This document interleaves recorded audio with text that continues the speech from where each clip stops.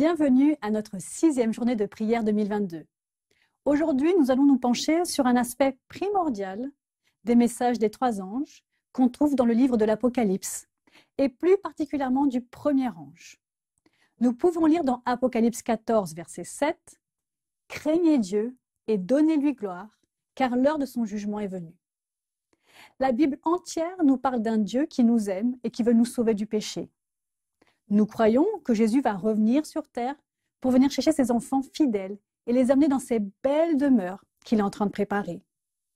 Mais avant d'être pavé d'or et de pierres précieuses, le royaume de Dieu est surtout saint. Voilà pourquoi Jean-Baptiste criait à ceux qui voulaient l'entendre de se repentir et de suivre Jésus, le Messie qui allait arriver. Le royaume de Dieu est saint et aucune souillure n'y est tolérée. Sinon, comment pourrions-nous y être totalement heureux un jour ? En reconnaissant que nous ne sommes pas parfaits, nous reconnaissons en même temps notre besoin de repentance. Comme David, l'homme selon le cœur de Dieu, qui a pourtant commis des fautes pour certaines aux conséquences irréparables. Au lieu de se cacher de Dieu ou de se trouver des excuses, David a fini par reconnaître sa faute et a prié avec un cœur repenti. C'est la prière de David qui servira de base à notre méditation ce soir. Nous avons tous un peu de David en nous, alors prions comme lui. Je vous souhaite une bonne soirée.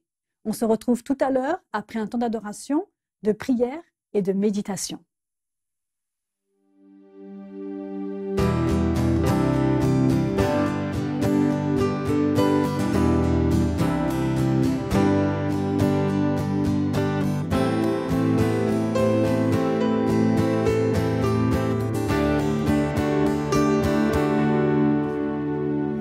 Tu as changé l'eau en vin, ouvert les yeux par ta main. Nul n'est comme toi, comme toi. Dans les ténèbres tu brilles, nous revenons à la vie. Nul n'est comme toi, comme toi. Dieu est le plus grand, Dieu est le plus fort. Dieu, tu es bien au-dessus de tout autre. Notre Dieu guérit, puissant il agit, oh Dieu, notre Dieu. Dieu est le plus grand, Dieu est le plus fort. Dieu, tu es bien au-dessus de tout autre. Notre Dieu guérit, puissant il agit, oh Dieu, notre Dieu. Si notre Dieu est pour nous, qui pourra nous arrêter? Et si Dieu est avec nous, qui sera contre nous? Si notre Dieu est pour nous, qui pourra nous arrêter? Et si Dieu est avec nous, qui sera contre nous?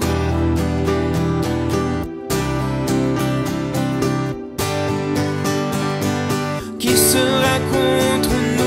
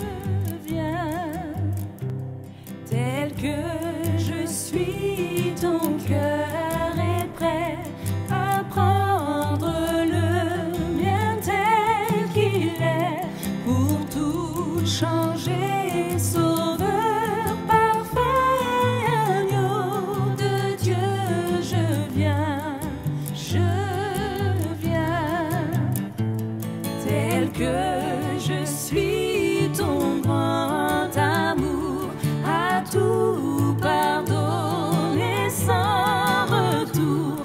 Je veux être à toi dès ce jour, agneau de Dieu, je viens, je viens.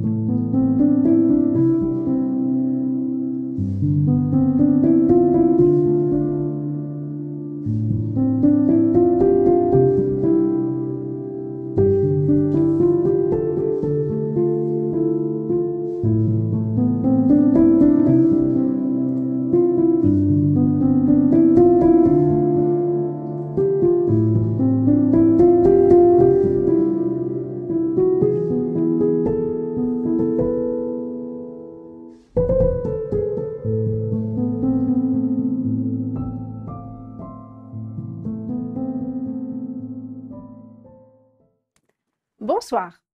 Pour le temps de prière de ce soir, je vous propose de déplacer des montagnes, ni plus ni moins. Le chemin que je vous propose est tiré du livre « Trop occupé pour ne pas prier » de Bill Hybels, qui nous accompagne chaque soir durant ces 10 jours de prière. Jésus a dit « Je vous le dis en vérité, si vous aviez de la foi et que vous ne doutiez pas, si vous disiez à cette montagne « ôte-toi de là » et jette-toi dans la mer, cela arriverait.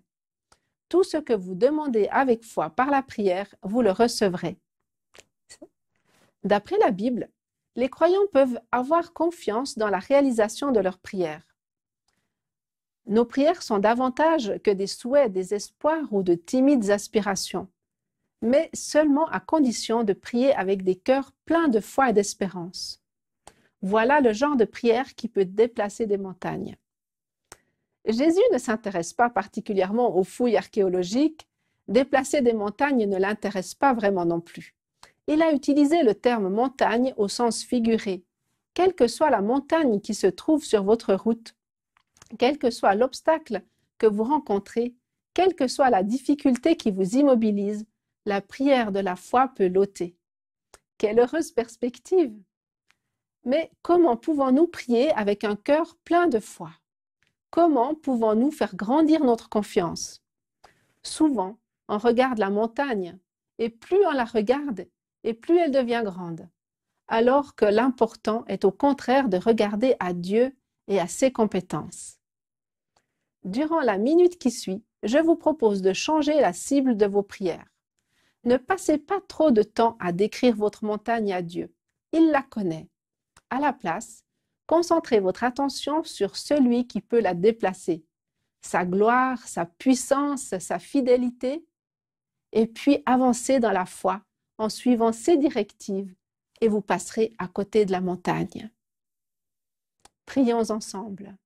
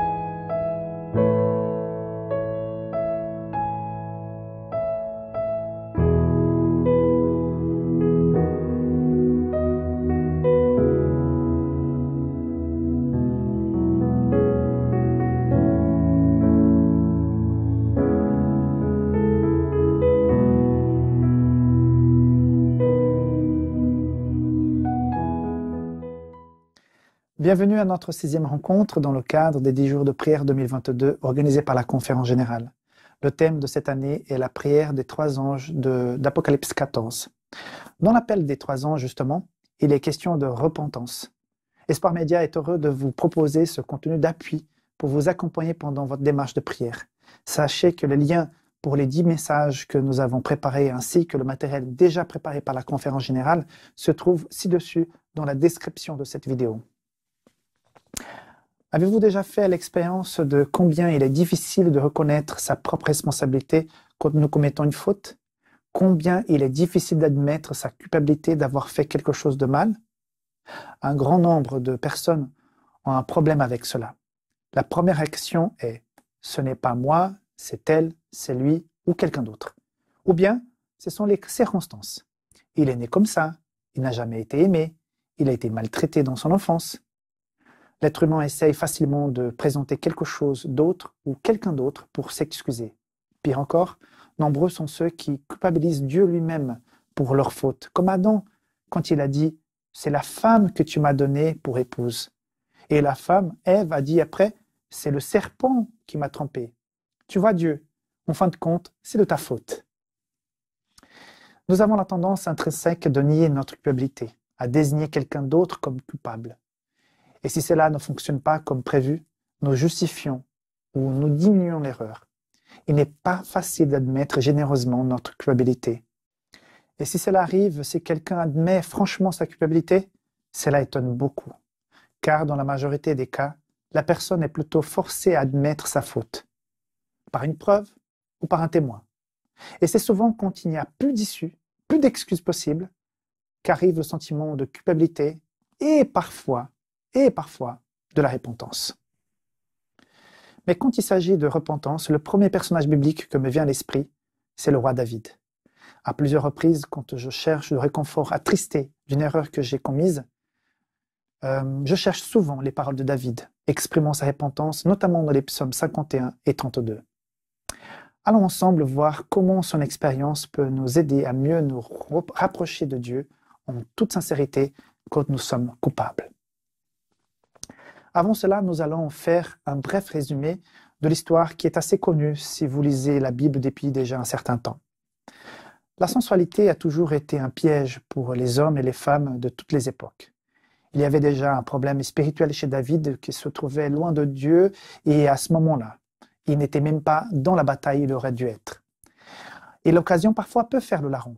David, en voyant cette femme se baigner nue depuis sa véranda, a cédé à la tentation et l'a fait venir pour coucher avec elle. Le problème, c'est qu'elle n'était pas sa femme, et en plus, elle était la femme d'un de ses plus fidèles soldats. Voilà qu'une tragédie morale et spirituelle est consommée. Et les choses se compliquent quand elle lui annonce être tombée enceinte. Suite à cela, David va encore aggraver la situation en essayant de cacher son péché. Il va faire cela avec 4 niveaux de gravité, en s'enfonçant chaque fois plus dans le péché. D'abord, il essaye de donner un congé à Uri, le mari de Bathsheba, et lui faire croire que la grossesse de sa femme était de sa responsabilité. Comme il n'a pas accepté d'aller chez lui pour coucher avec sa femme, tandis que ses camarades, ses frères d'armes étaient tous encore au combat, David essaye autre chose, il passe au niveau 2. Il offre un banquet à Uri pour l'énivrer et le convaincre de finalement rejoindre sa femme à la maison. Peine perdue, Uri ne descend pas chez lui.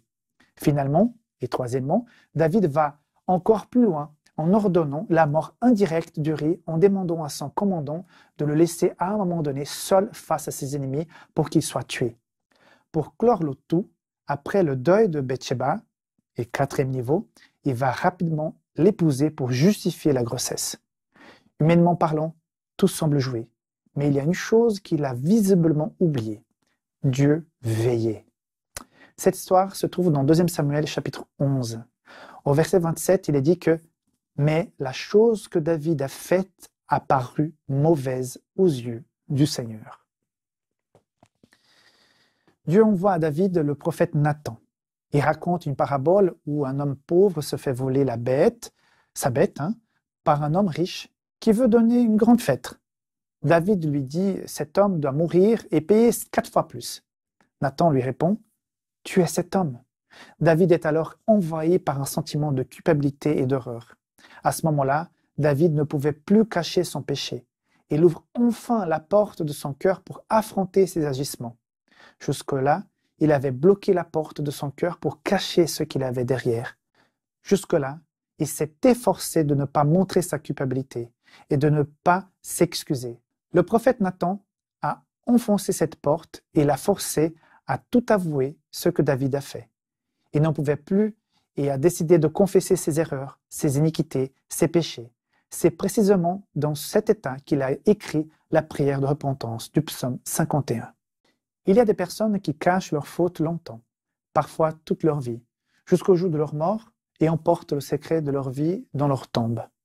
Mais le grand danger, en effet, c'est que celui qui cache son péché est perdu. Celui qui confesse son péché sera sauvé. C'est une question très importante que chacun doit individuellement régler avec son Dieu. David dit déjà dans le psaume 32 au verset 2, « Heureux l'homme à qui le Seigneur n'impute pas d'iniquité et dans l'esprit duquel il n'y a pas de tromperie. » L'acte de demander pardon doit être sincère, car sinon la démarche ne sert à rien. Les gens en général qui nous entourent peuvent être trompés, mais pas Dieu. Dieu observe le cœur et évalue ce qui règne. Dieu ne se laisse pas tromper par des larmes et les bonnes paroles, car il connaît le cœur, il voit si le repentir est réel. Ainsi, lorsque quelqu'un confesse son péché, il y a rémission du péché. Cela ne se produit pas si on cache. David l'a découvert au fil des mois. Il a essayé de diverses manières de cacher son péché au monde entier. Aussi, après la naissance de l'enfant, il a gardé le silence. Mais sa conscience, non. Il a dit de cette période, verset 3 de Psaume 51, « Pendant que je gardais le silence sur mes péchés, mes os vieillissaient à force de gémir toute la journée. » David était consommé par sa conscience coupable. Son silence était un supplice. Ses os ont vieilli. Il est devenu mince à cause de sa misère et de sa détresse. Le verset 4 dit « Et ma vigueur est devenue la sécheresse de l'été. » Une autre traduction dit « Jour et nuit, sa main s'est apaisantie sur moi, faisant s'épuiser mes forces comme un petit ruisseau asséché. » En d'autres termes, la conscience le torturait et les sentiments de culpabilité le consommaient pendant un long moment, probablement plus d'1 an, car lorsque Nathan est apparu, l'enfant était déjà né. Pendant tout ce temps, David est resté silencieux jusqu'à ce que le prophète fasse irruption. Nathan n'était qu'un messager de Dieu. C'est Dieu qui savait déjà tout. Alors l'édifice de mensonge a été démoli. Toute la vie mensongère de David a été détruite et il a confessé sa faiblesse, sa culpabilité devant Dieu. Il dit au psaume 51, verset 4 toujours, « J'ai péché contre toi seul, et j'ai fait ce qui est mal à tes yeux. » Par ces mots, David a confessé sincèrement son péché. Après cela, David a composé 2 hymnes, 2 psaumes concernant cette histoire que j'ai déjà mentionnée. Par cette expérience, David nous pousse à chercher le Seigneur de tout notre cœur, puisque celui qui se confie au Seigneur, la miséricorde l'assistera. C'est le chemin que le pécheur doit suivre. Cherchez Dieu, ne cachez pas le péché, mais laissez Dieu couvrir le péché, c'est-à-dire le pardonner. Il n'y a pas que Dieu qui peut vous libérer de cette prison et vous redonner la paix. Je vous invite donc maintenant à regarder la repentance de David par des étapes qui l'amènent à la restauration. Mais d'abord, lisons quelques versets du psaume 51. « Heureux c'est lui dont la transgression est pardonnée, dont le péché est couvert. Heureux l'homme à qui le Seigneur ne tient pas compte de sa faute, et dans l'esprit duquel il n'y a pas de tromperie. Tant que je gardais le silence, mes os se consumaient. Je gémissais sans cesse, car jour et nuit ta main pesait sur moi. Ma vigueur s'était changée en sécheresse d'été. Je te fais connaître mon péché, je n'ai pas couvert ma faute. J'ai dit, je reconnaîtrai mes transgressions devant le Seigneur. Et toi, tu as pardonné ma faute, tu as pardonné mon péché. » Suite à cette lecture, la première étape de la restauration est la reconnaissance du péché. Pendant un temps, David a caché son péché, mais cela lui a gâché la vie. Il a ensuite regardé en face sérieusement ce qu'il avait fait. La conviction du péché est la première étape de la restauration. Il n'y a pas d'espoir de pardon et de restauration véritable tant que vous ne reconnaissez pas votre péché. Ne regardez pas les autres de haut. Ne jugez pas et ne blâmez pas les autres. Soyez honnête avec vous-même. Arrêtez d'argumenter et de vous justifier. Faites comme David. Je connais mes transgressions. Faites comme le fils de la parabole qui a pris la moitié de l'héritage de son père et a tout gaspillé pour finalement dire « Père, J'ai péché contre le ciel et devant toi. Ne prenez pas les autres comme modèles. Ils ne peuvent rien faire pour vous redonner véritablement la paix. Mais comme des êtres spirituels que vous l'êtes, vous ne pouvez pas vous cacher la tête dans un trou comme une autruche. Il faut être courageux et dire que vous reconnaissez vos transgressions. La deuxième étape de la restauration que David nous propose est la reconnaissance de la nature de ce que nous avons fait. Nous retrouvons ces conseils dans les versets 1 et 2. David va utiliser 3 mots-clés dans ces 2 versets. Premièrement, le mot transgression, qui est égal à rébellion. Rébellion de votre volonté contre l'autorité de Dieu. David admet qu'il a été rebelle. Sa propre volonté a pris le dessus. Il était gouverné par un désir sensuel. Il a fait ce que sa conscience désapprouvait. C'était un acte délibéré de désobéissance, une violation de l'autorité divine. Le deuxième mot est iniquité, qui veut dire perversion. Quelque chose de sale, d'indigne, d'honteux. Et troisièmement, il y a eu le verbe pécher, qui veut dire manquer le but, rater la cible. C'est-à-dire que le péché s'installe quand nous ne vivons pas comme nous devrions vivre. Nous sommes à côté de la plaque. Donc, dans cette deuxième étape de reconnaissance de la nature de nos agissements, examinez votre cœur. Regardez s'il y a des choses perverties, comme par exemple la jalousie, l'envie, la malice, l'impureté. Ce sont des choses à la racine de toutes sortes de péchés. Ensuite, la troisième étape de la restauration, qui se trouve verset 4, est de confesser que tout est fait contre Dieu et devant Dieu. David a péché contre Bethsabée, contre Uri, contre sa famille, contre sa nation, contre les hommes qui ont été tués dans la bataille, mais il confesse, contre toi seul Dieu, j'ai péché. Mais pourquoi contre Dieu? Car chaque fois que nous péchons contre quelqu'un, nous péchons contre Dieu qui a créé cette personne. Nous faisons du mal à quelqu'un qui est aimé de Dieu. Nous intervenons dans l'œuvre de la création, la propriété de Dieu. David a violé sa conscience, désobéi à la parole, outragé la sainteté de Dieu, bafoué son amour, piétiné sa grâce, craché sur sa bonté.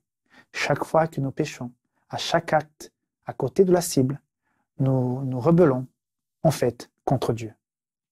La quatrième étape de la restauration que David nous propose est dans la deuxième moitié du verset 4. C'est la reconnaissance que nous n'avons aucune excuse et aucun droit. David dit qu'il n'a pas aucune excuse, pas de défense, pas de droit de réclamation. David admet que son péché est le résultat de son entêtement. Il reconnaît qu'il a totalement tort.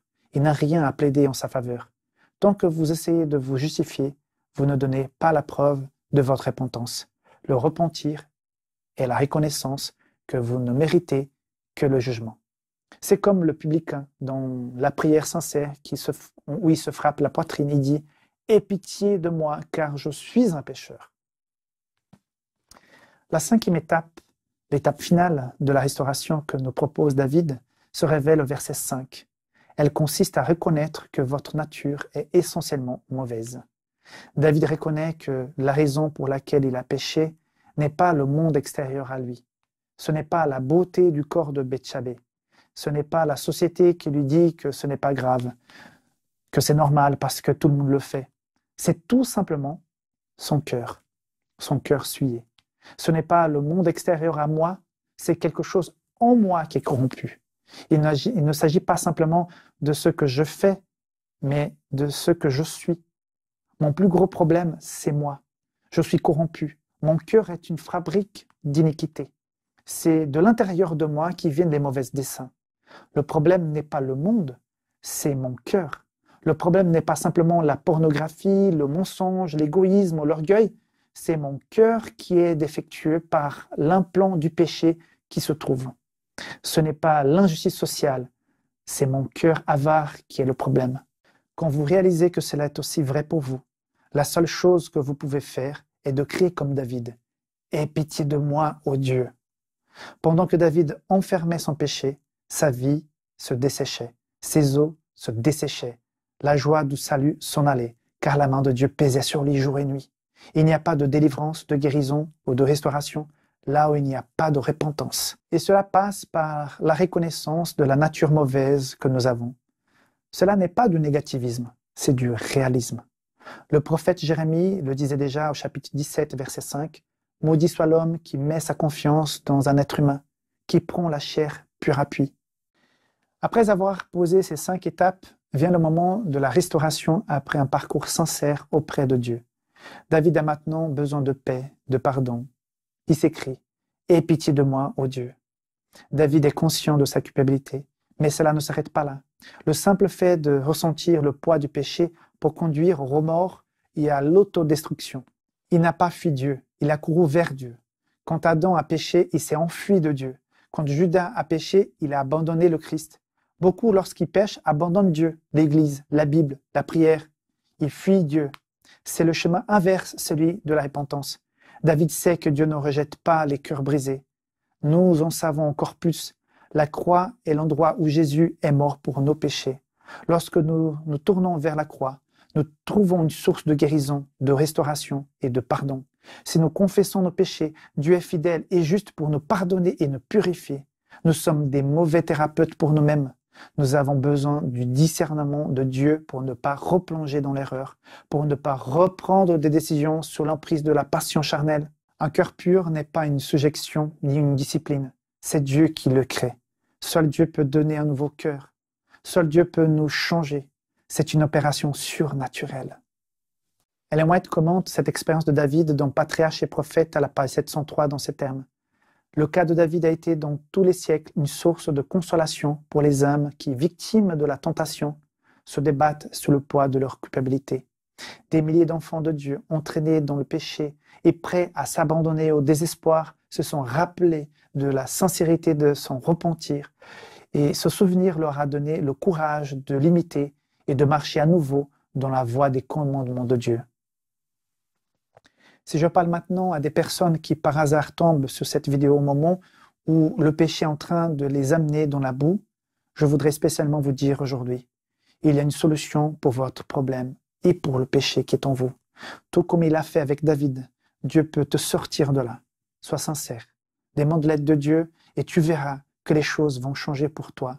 Et après un repentir profond et sincère, Dieu te donnera une vie de paix, remplie de nouvelles joies.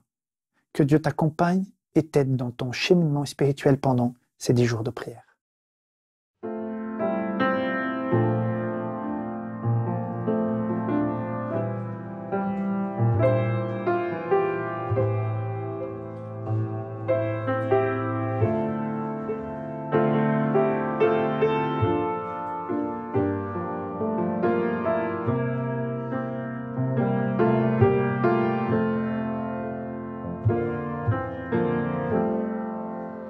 Merci Seigneur d'être venu pour me chercher dans la nuit où je me trouvais seul désemparé.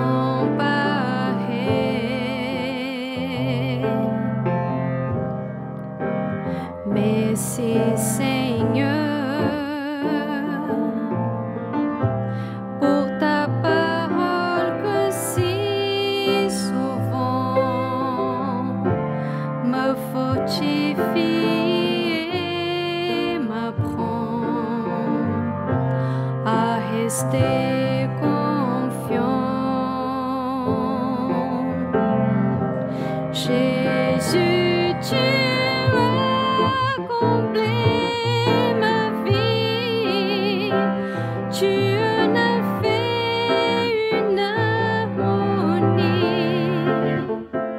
Je ne suis plus seul ici-bas, car tu es là. Jésus, tu m'as rempli de bonheur et toi joie inonde mon cœur. Tu m'as libéré, pardonné.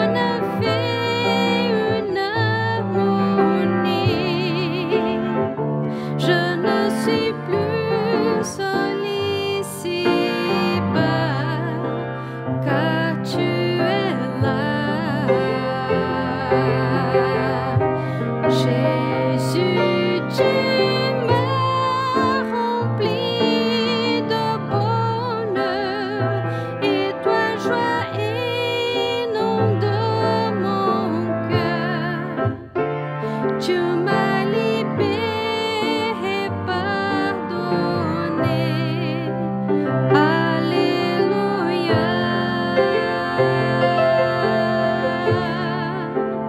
Alléluia.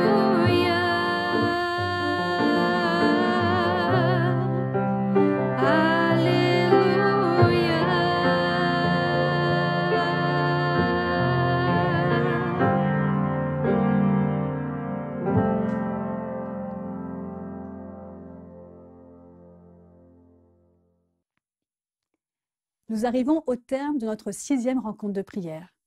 Que la prière de David, que nous pouvons appeler prière de repentance, touche vos cœurs au plus profond et vous emmène au pied du Sauveur. Grâce au sacrifice de Jésus, le pardon est à votre portée. Alors que nous allons nous quitter, parlez avec Dieu, comme vous ne l'avez jamais fait. Exposez-lui même vos plus gros défauts. Demain, vous serez une nouvelle créature et c'est comme ça qu'on se retrouve. Demain à 19h. Pour notre 7e rencontre de prière 2022. D'ici là, n'oubliez pas de prier aussi pour les 7 personnes que vous avez choisies. Soyez tous bénis.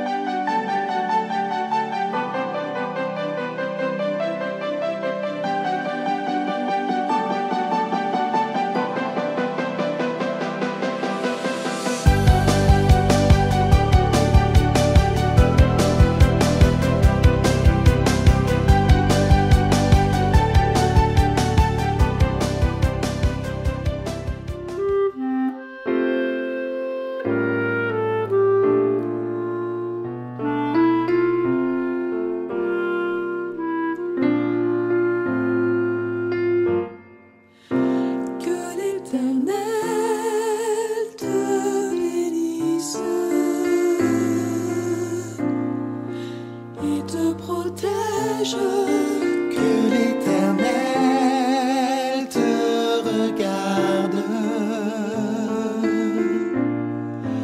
avec bonté et qu'il te fasse grâce et qu'il te fasse grâce.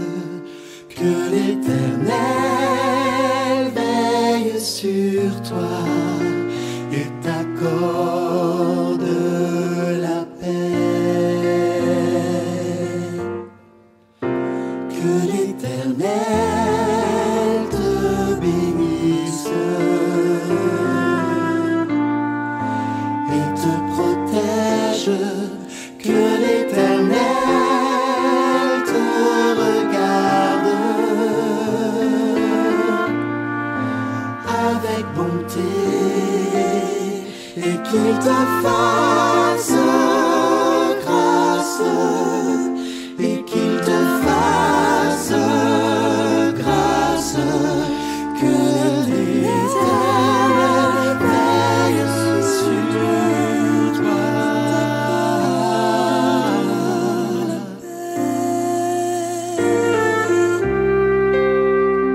et qu'il te fasse grâce et qu'il te fasse grâce.